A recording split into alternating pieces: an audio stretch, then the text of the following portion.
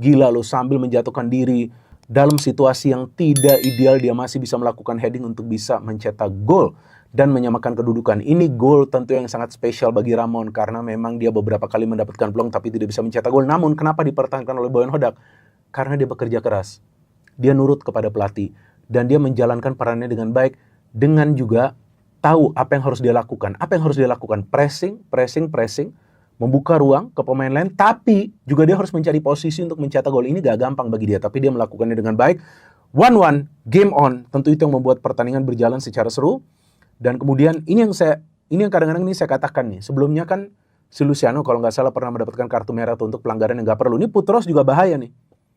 Pelanggaran yang dia lakukan kalau nggak salah ke Peralta tuh. Kemudian dia mendapatkan kartu kuning, dia protesnya over protes. Nah, hal-hal seperti ini yang bisa menyulitkan Persib nanti di depan. Artinya para pemain harus disiplin. Ya udah, kalau sudah kasih kartu kuning, kalau mau protes biar kapten aja.